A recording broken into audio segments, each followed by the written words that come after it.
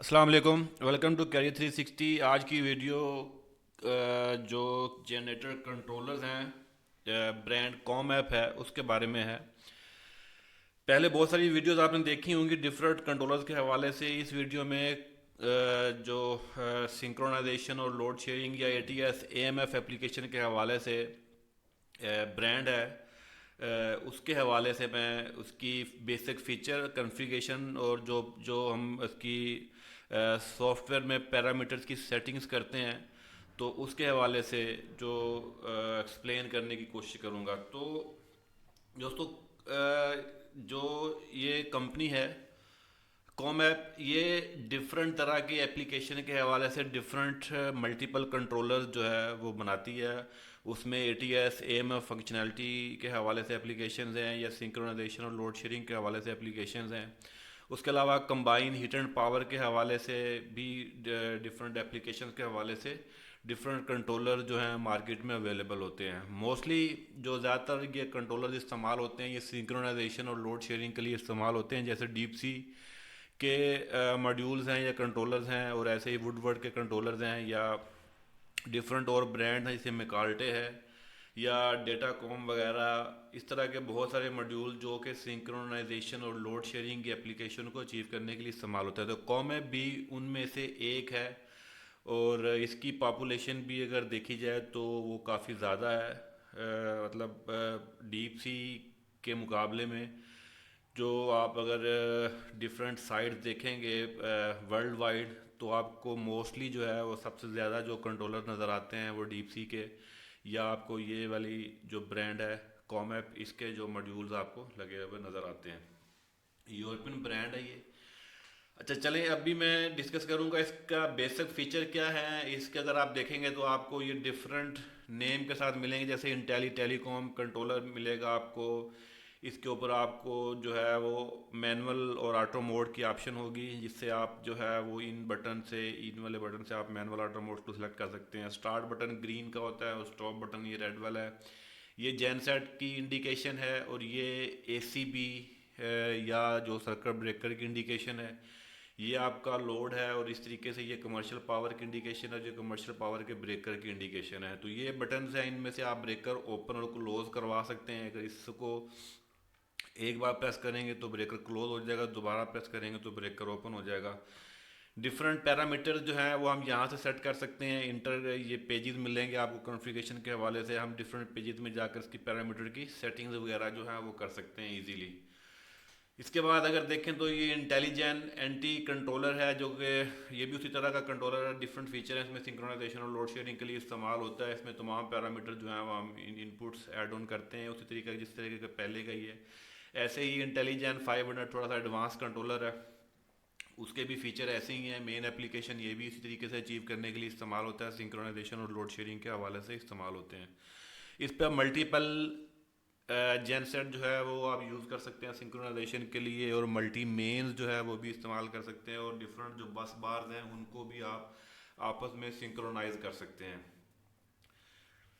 तो ये जो है कंट्रोलर्स का मेन, आपको जो फ्रंट पैनल नज़र आएगा वो आपको कुछ इसी तरह का मेन जो है वो फ्रंट पैनल आपको नज़र आएगा इस तरीके से।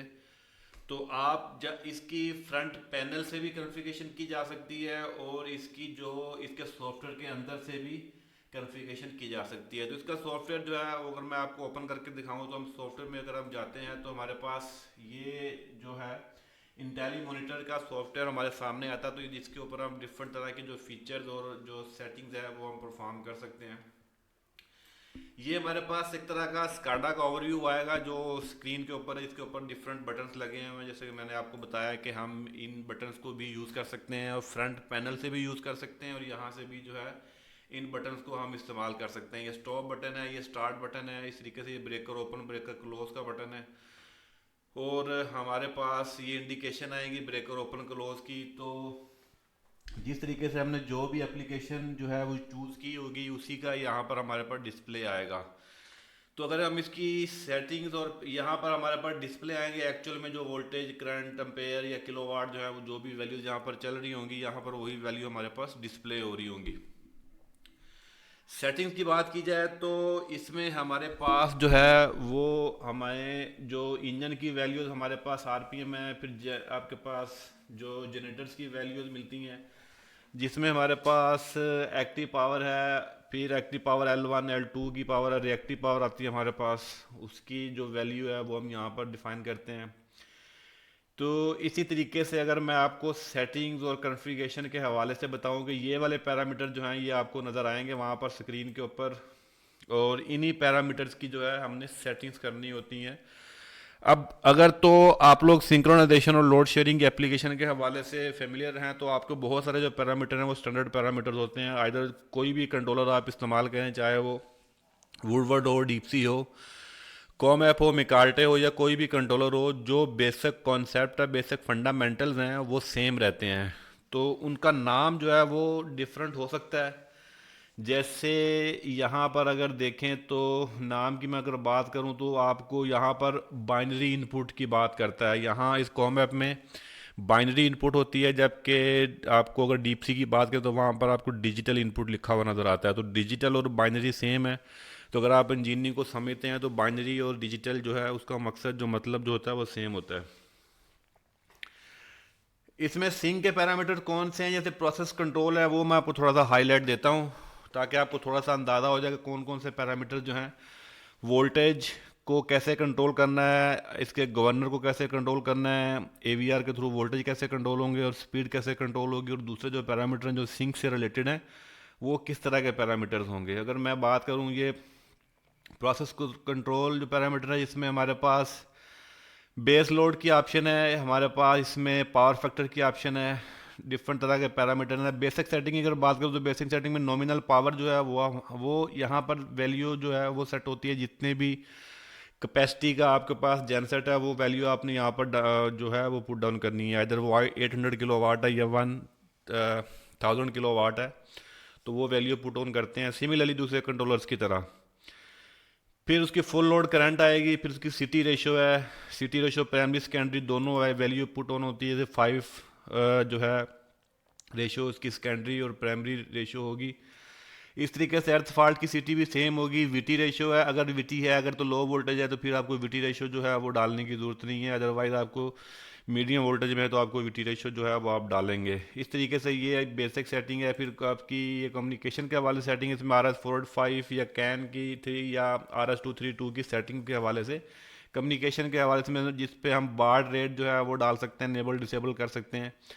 इंजन पैरामीटर की बात करें तो आपको इंजन पैरामीटर में ये वाली वैल्यू जो है आरपीएफ के हवाले से सेटिंग्स हैं, फिर क्रैंकिंग अटैम्प है आपको उसके हवाले से सेटिंग है। ये वही सेटिंग्स हैं जो तमाम डिफरेंट कंट्रोलर्स के अंदर होते हैं। डिफरेंट जो स्टार्ट डिले टाइम है, ऑफ डिले टाइम है, कूल डाउन टाइम है, वार्म अप टाइम है, ये सारे टाइमर जो हैं आपको यहाँ पर मिलेंगे। इसके बाद आपको इंजन की जो प्रोटेक्शन की बात की जाए तो इंजन की प्रोटेक्शन के हवाले से इसके अंदर सेटिंग्स आपको मिलेंगी। फिर आपको एनालॉग प्रोटेक्शन है, इसके अंदर आपको बैटरी के वोल्टेज वगैरह की सेटिंग है वो आपकी प्रोटेक्शन के हवाले से। फिर जनरेटर प्रोटेक्शन की बात करें तो आपको जो है यहाँ पर आपको डिफरेंट तरह की जो जनरेटर की प्रोटेक्शन है, जैसे रिवर्स पावर है, आपकी अर्थ फॉल्ट की सेटिंग्स है, आपकी ओवरलोड ओवर शॉर्ट सर्किट की प्रोटेक्शन है, generator under voltage over voltage, ये तमाम प्रोटेक्शन जो है वो यहाँ पर आपको मिलेंगी। इस तरीके से पावर मैनेजमेंट में आप जाएंगे तो पावर मैनेजमेंट में हमें जो लोड शेयरिंग के हवाले से जो पैरामीटर्स हैं वो स्पेशली जो है वो यहाँ पर सेट की जाते हैं। इसमें पावर मैनेजमेंट है, अपने अपने जनरेटर जो है वो लोड डिमांड के ऊपर स्टार्ट करवाना है, किसी स्पेसिफिक परसेंटेज के ऊपर आपने सेट करवाना है। तो वो वाली सेटिंग जो है वो हम यहाँ पर सेटिंग करते हैं, तो ताकि हमारा जनरेटर जो है वो लोड के अकॉर्डिंगली लोड मैनेजमेंट जो है वो हम इन पैरामीटर से कर सकते हैं। फिर सिंक लोड सिंक्रोनाइजेशन के हवाले से जो है वो जो है पैरामीटर हम यहाँ से सेट करते हैं। वोल्टेज विंडो देनी होती है, अगर हमने कितने मैक्सिमम विंडो देनी है वोल्टेज अप डाउन करने के हवाले से। फेज़ की विंडो देनी है हमारे पास, और फ्रीक्वेंसी की विंडो देनी है, फ्रीक्वेंसी का गेन है वो हमने सेट करना है यहाँ पर। तो ये वो तमाम पैरामीटर है जो कि हम गवर्नर की सेटिंग्स करते हैं यहाँ पर। ठीक है, यहाँ पर हमने गवर्नर वाला जो पोर्शन है वो सेट होगा। यहाँ पर गवर्नर के मैक्सिमम वोल्टेज कितने ले जाने हैं, कितने कम करने हैं, उसकी गेन और स्टेबिलिटी और मैक्सिमम विंडो, ये तमाम पैरामीटर, और जो स्लिप फ्रिक्वेंसी है उसकी वो भी हमने यहाँ पर सेट करनी होती है। इस तरीके से फिर वोल्टेज की जब एवीआर की बात होगी तो वहाँ पहले इसमें गवर्नर की सेटिंग थी, यहाँ पर जो है AVR की सेटिंग्स हैं, जो AVR का कितनी विंडो देनी है, गेन और स्टेबिलिटी कितनी है, और अप डाउन वोल्टेज की लिमिट कितनी होती है, वो तमाम वैल्यूज़ हमने यहाँ पर पुट डाउन करनी है। तो यहाँ पर हम अपने AVR को प्रॉपरली कंट्रोल कर सकते हैं, जिस तरीके से हम दूसरे कंट्रोलर में AVR की कॉन्फ़िगरेशन करते हैं, सिमिलरली यहाँ पर ये AVR की वैल्यू को पुट डाउन करते हैं। इस तरीके से बात की जाए तो ये हमारे पास वैल्यूज़ आती हैं। फिर लोड शेडिंग की वैल्यू है हमारे पास। लोड शेडिंग के हवाले से अगर हमें डिफरेंट लेवल की आउटपुट चाहिए तो हम लोड शेड भी करवा सकते हैं। हमने डिफरेंट ब्रेकर निकालने हैं तो वो भी लोड मैनेजमेंट हम यहाँ से कर सकते हैं।